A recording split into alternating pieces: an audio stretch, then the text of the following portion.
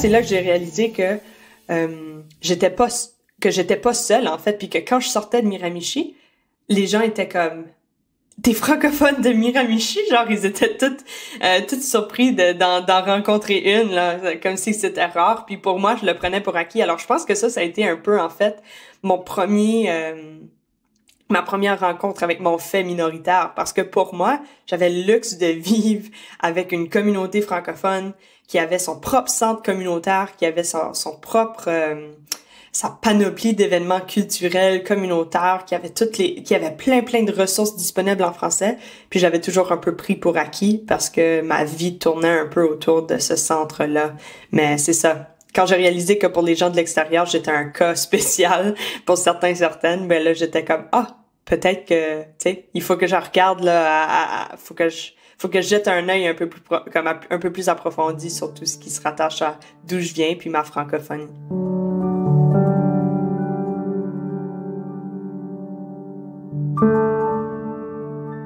Je suis Marie Cousin et vous venez de prendre place à bord de Canadair, le balado du Canada à Paris, saison 2.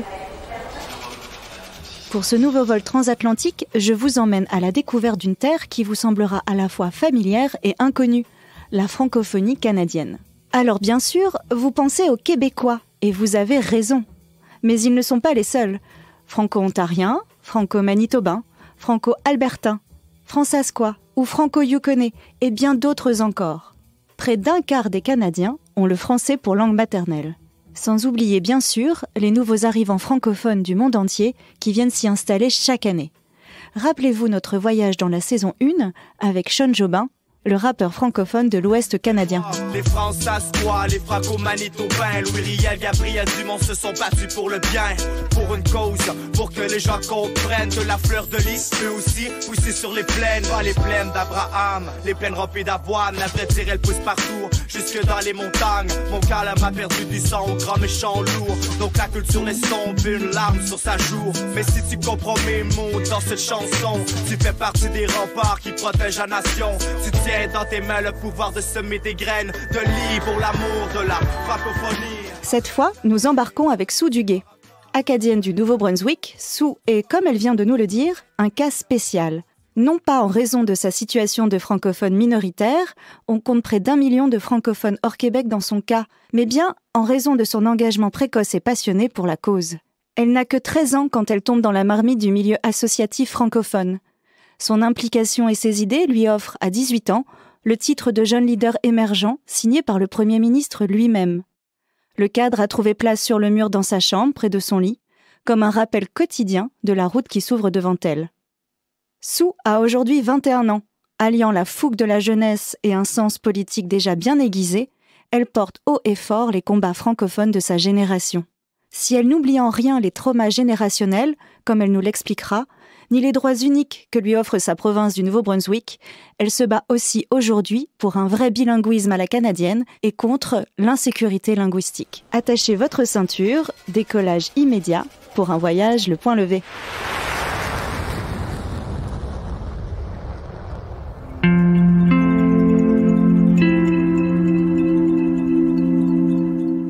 Alors moi, c'est Sue Duguay, je suis présidente à la Fédération de la jeunesse canadienne-française. Puis je suis aussi étudiante finissante au baccalauréat à l'Université de Moncton, en sciences politiques, en économie et puis en sciences de la gestion.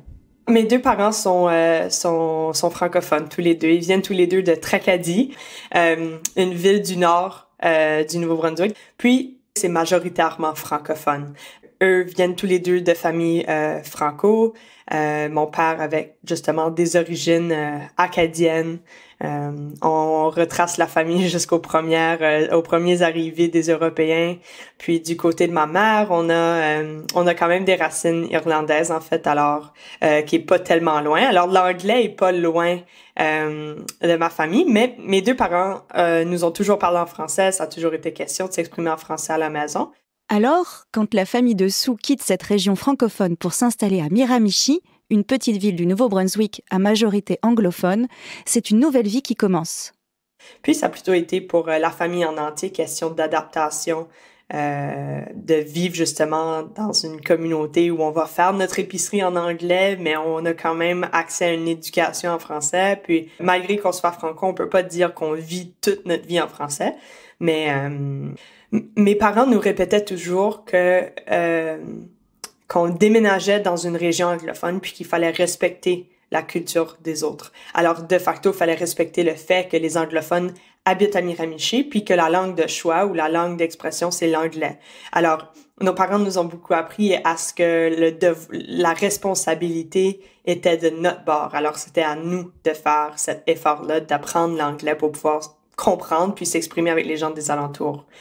Puis, je pense que ça a été un élément important dans mon, dans mon implication aussi au sein de ma communauté à Miramichi parce que ça m'a vraiment permis de développer cette sensibilité-là à l'autre. Alors, mon objectif, c'était jamais d'imposer une langue à une autre personne. Alors, je pense que ça m'a donné cette sensibilité-là de naviguer justement sur ce dossier des langues officielles-là qu'on a au Canada. Et le dossier des langues officielles au Nouveau-Brunswick, ce n'est pas une mince affaire.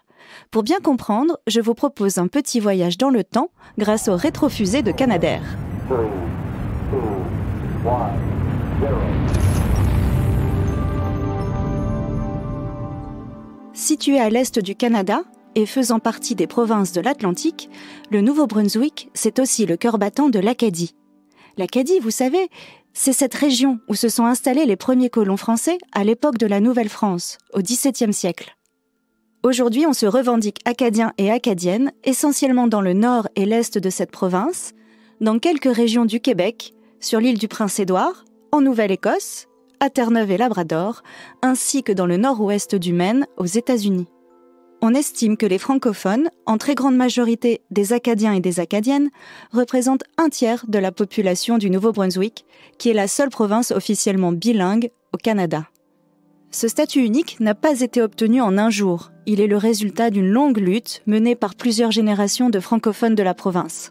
Il faudra attendre avril 1969 pour qu'une loi sur le statut des deux langues officielles du Nouveau-Brunswick, l'anglais et le français donc, soit proclamée, soit quelques mois avant que le gouvernement fédéral canadien lui-même ne se prononce sur le sujet. Les habitants du Nouveau-Brunswick ont désormais le droit de recevoir des services du gouvernement provincial dans la langue officielle de leur choix. Voici ce que déclarait à l'époque le premier ministre de la province, M. Robichaud, sur les ondes de Radio-Canada.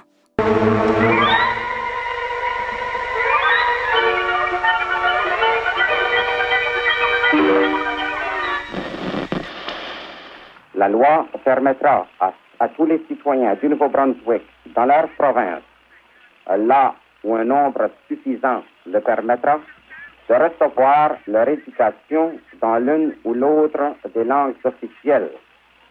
Elle permettra également l'usage de l'une ou l'autre des langues officielles dans l'Assemblée législative et dans les cours de justice.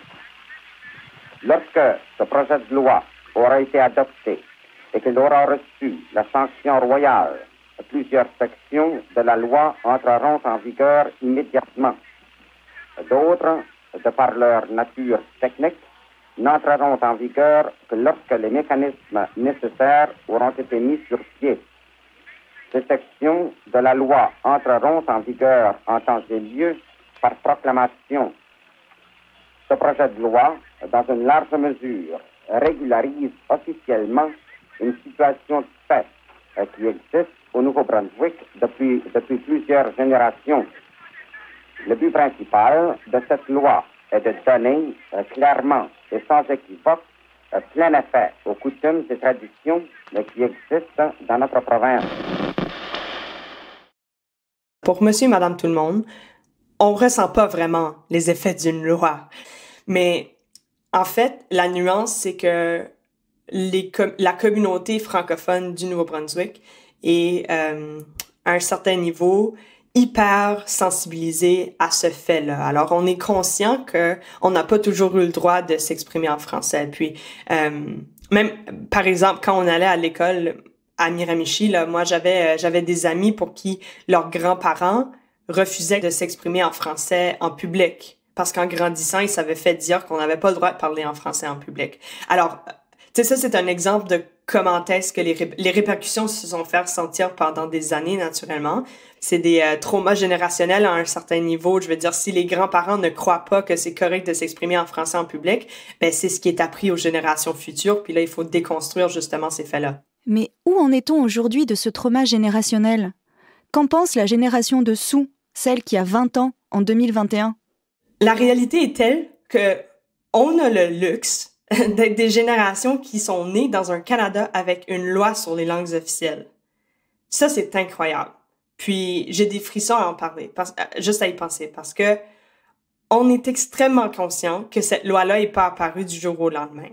Puis, on nous l'apprend. Puis ça, c'est crucial. Je veux dire, c'est incroyable, hein? Dans certaines provinces, dans certaines provinces et territoires, les gens allaient jusqu'à, dans le temps où les écoles étaient de responsabilité religieuse, là, on pense aux sœurs, par exemple, dans le système catholique, qui prenaient la peine de cacher des livres français dans des livres en anglais pour qu'on puisse continuer d'apprendre le français au risque de se faire arrêter, bref, de se faire pénaliser parce que c'était pas correct d'apprendre le français.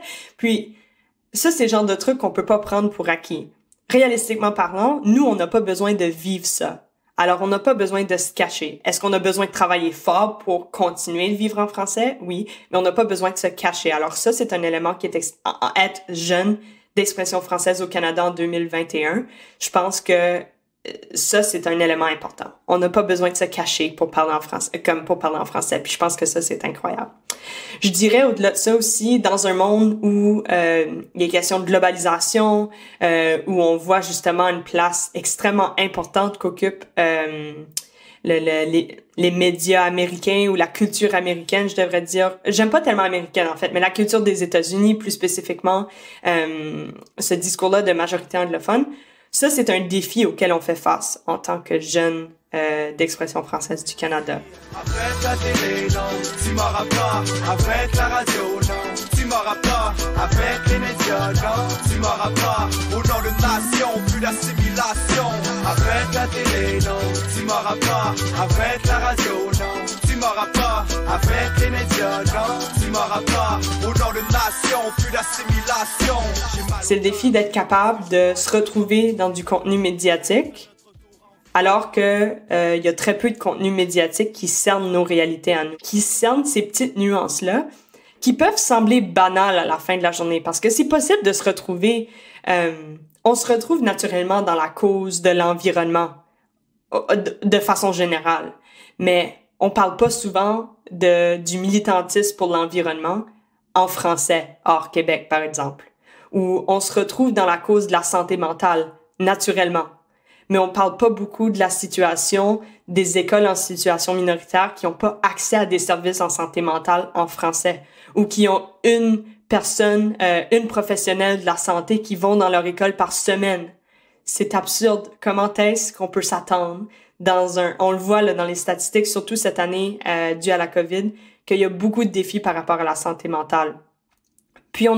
Puis c'est pas la faute de cette une personne-là, mais c'est la faute, on n'a pas les ressources, on n'a pas accès aux services dont on a besoin. Alors, ça, c'est des nuances qu'on retrouve pas dans les médias. C'est nos réalités à nous qui sont pas exprimées à nulle part. Ces réalités, cette complexité qui font aussi la richesse de la francophonie canadienne, vous pouvez compter sur Sue pour les porter haut et fort sur la scène associative et politique. Et cela depuis maintenant plus de 10 ans. J'ai participé à mon premier événement qui était un événement atlantique. Alors, j'ai rencontré des jeunes d'expression française des provinces de l'Atlantique. Alors, la Nouvelle-Écosse, l'île du Prince-Édouard, le Nouveau-Brunswick. Et puis, il y avait peut-être d'autres régions aussi, Terre-Neuve et Labrador possiblement. Puis, je me suis dit, ça, c'est incroyable. Alors, je me suis réinscrite à une deuxième activité qui est une assemblée générale annuelle. Alors, c'est pas une activité légère. Et puis là, tout d'un coup, il y a quelqu'un qui me dit, Sue, tu devrais te présenter au conseil d'administration de l'organisme. Puis je me suis dit, je suis pas certaine. J'étais encore jeune, là, ça fait juste pour vous faire une petite mise en contexte. J'avais 13 ans, je pense, approximativement.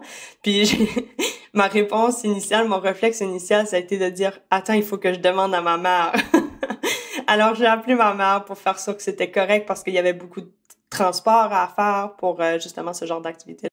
Je me suis présentée, puis dans mon premier discours, c'était déjà clair que je comprenais qu'il y avait une complexité dans ce fait bilingue-là au Nouveau-Brunswick. Puis je pense que dès le départ, ça pour moi, ça a été extrêmement important. C'est le bilinguisme. Puis ça, je pense que ça vient justement de mes parents qui me disaient que on vivait à Miramichi, qu'il fallait respecter les personnes d'expression anglaise. Puis j'ai toujours apprécié cette dynamique-là. Alors pour moi, il valait de soi qu'il fallait que j'en donne à la minorité. Puis c'est un peu pour ça que je me suis présentée, en fait. La dynamique entre ces deux langues-là me passionnait dès le départ. Affirmer son attachement au bilinguisme au cœur d'une institution qui défend le français, ça ne se fait pas sans heurts. Oui. Ça, c'est...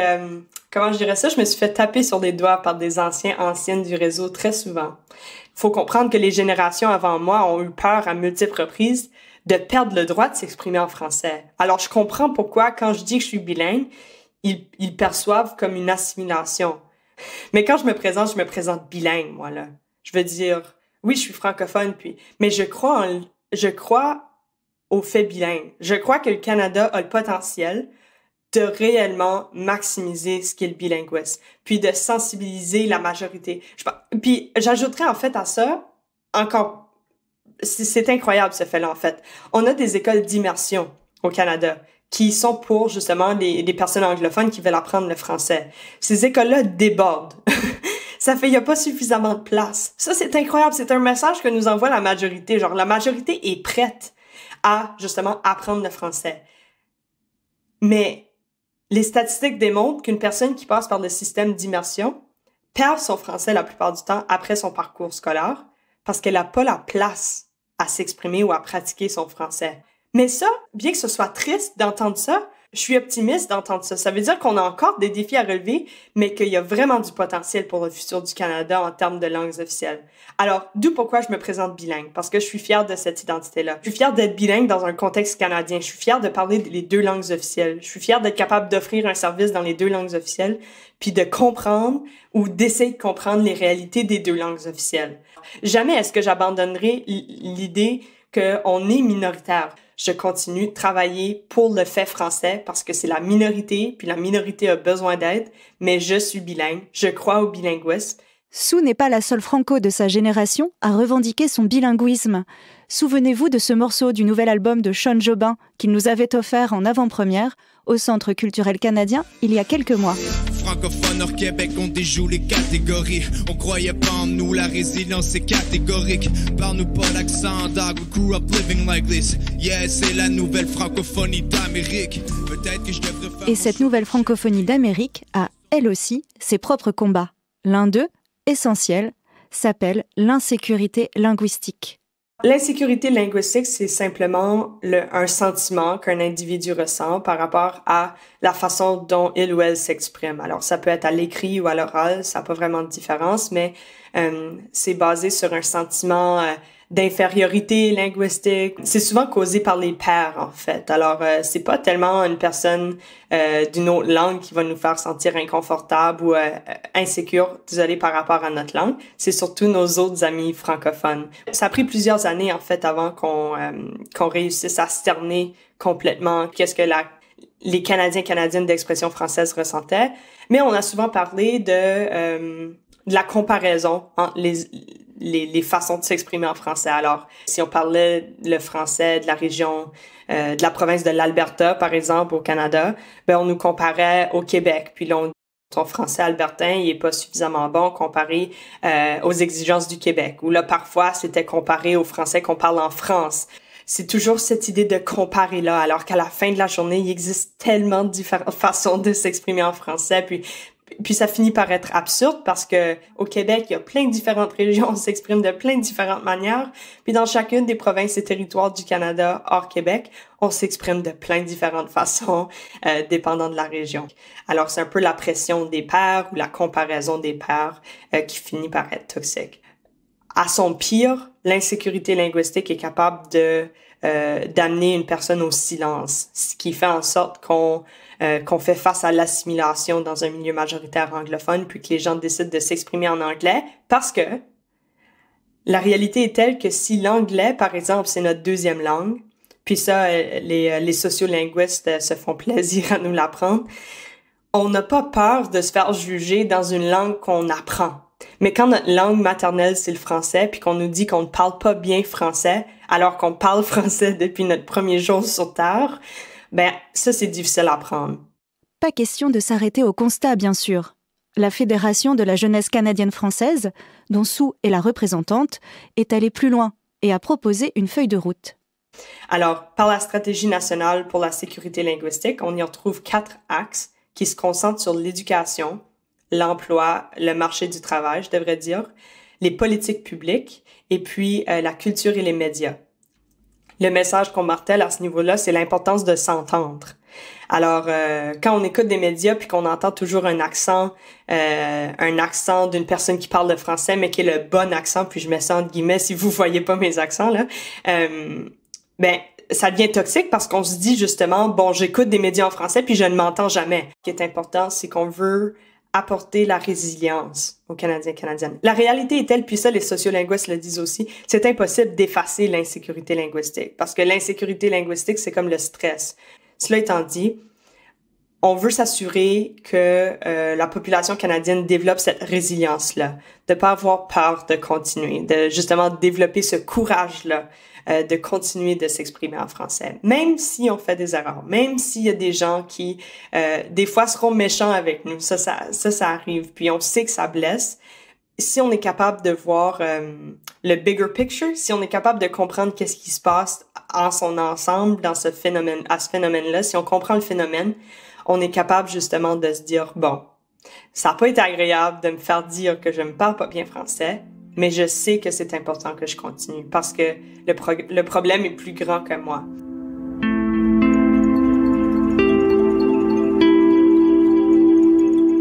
Pour finir ce voyage en terre francophone canadienne, j'ai posé à notre invité les 2 questions rituelles de Canadair. Je lui ai d'abord demandé quel Canadien, Canadienne l'inspirait. Je serais portée à nommer Stéphanie Chouinard, qui est une professeure Twitter famous, qui, comment je dirais, pour plein de raisons en fait. C'est une femme issue d'une minorité francophone qui réussit à porter un message puis à faire comprendre la réalité des francophones au-delà de la francophonie. Alors pour moi, ça c'est extrêmement important. Et si tu devais me donner une raison, une chose qui te rend optimiste pour demain, ce serait quoi? Je pense que c'est comme je l'ai dit plus tôt, c'est que c'est pas parfait, mais ce qui est pas parfait démontre qu'il y a encore beaucoup de potentiel, puis qu'on a la capacité de rendre justement notre Canada meilleur. Alors, autant au niveau des langues officielles que bien d'autres dossiers, c'est pas parfait. Puis ça, je veux mettre beaucoup d'emphase là-dessus. Il y a beaucoup de travail à faire, puis il y en aura toujours beaucoup à faire. Mais je pense que du moment où on arrête de voir qu'il y a du travail à faire, là, c'est dangereux. Alors, il y a du travail à faire, puis ça me rend optimiste justement par rapport à ma place en société. Alors, j'ai une raison d'être, j'ai un apport, j'ai quelque chose à apporter à la table. Puis je pense que ça, c'est ce qui me permet de continuer. Merci Sue d'avoir partagé tes combats et ta vision rafraîchissante de la francophonie canadienne. Merci aussi à l'artiste Sean Jobin qui nous a accompagnés pour cet épisode et qui, par son écriture et son talent, met en mots et en musique son engagement. En attendant le prochain vol transatlantique, n'hésitez pas à vous immerger dans notre saison 1 consacrée aux artistes francophones canadiens. À bientôt sur Canadair.